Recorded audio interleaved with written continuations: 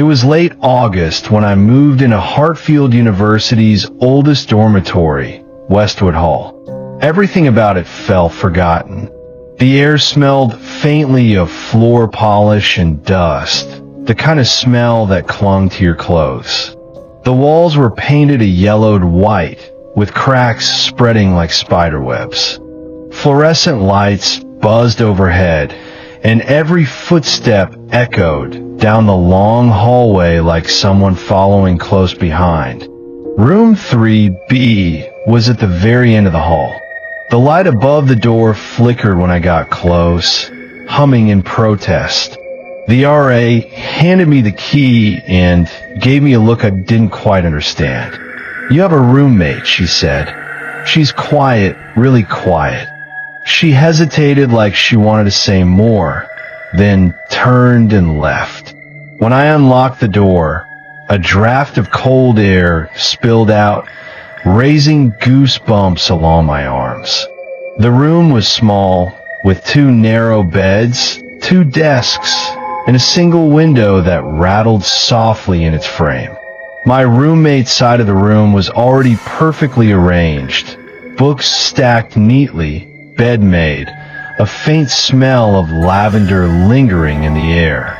She wasn't there, but there was a note on my desk. "Hi, I'm Claire. See you tonight." No smiley face, no warmth, just those words in thin, careful handwriting. The first time I met Claire was later that night. I had just finished unpacking when the door creaked open. She stepped inside without a word. A pale, thin girl with long brown hair that fell like curtains around her face. She gave me the faintest nod and went straight to her bed, pulling the blanket over herself fully clothed. I hesitated, then said, "Hi, I'm Megan." She turned her head slightly, as if she'd heard me from underwater, then whispered, "Hi."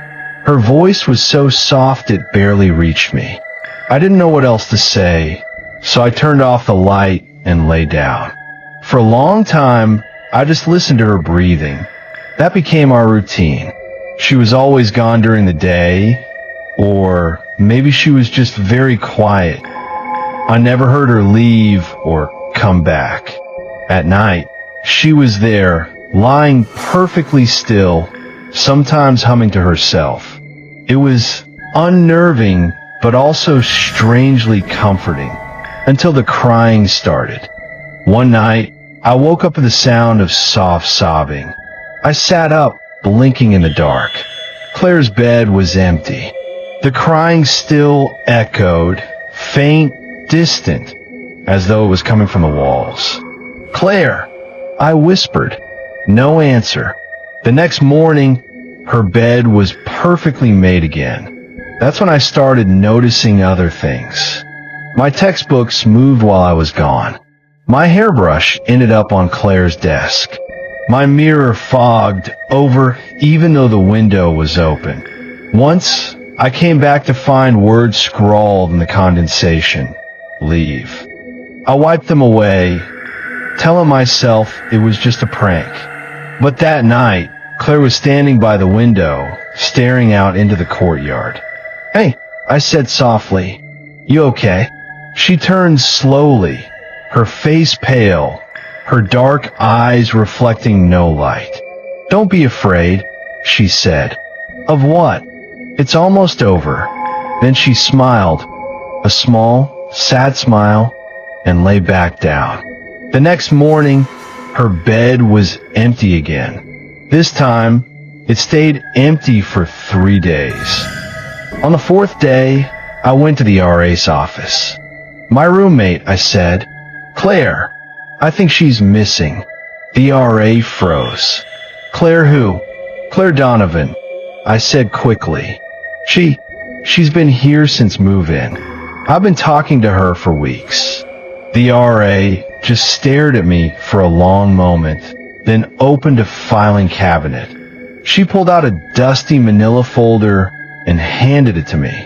Inside was a yellowed newspaper clipping. "Hartfield student found dead in dorm R.O.M. Claire Donovan, 19, was discovered by her roommate after failing to attend classes for several days. Authorities say she passed away quietly in her sleep.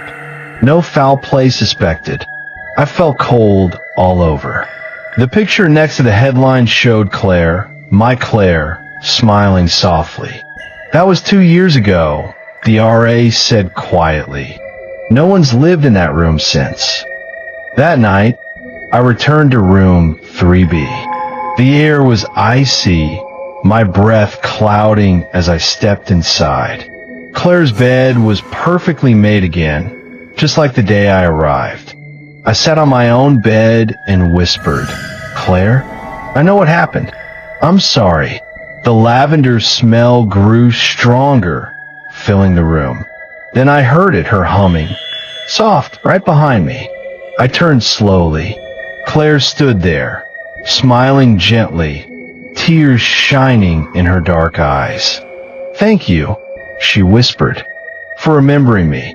The window blew open. My papers scattered. The lights flickered, then went out. When they came back on, Claire's bed was empty. And this time it stayed empty. I moved out of room 3B the next morning. But sometimes late at night, I swear I still hear her humming, faint and far away, like she's just on the other side of the wall, waiting for someone else to remember her.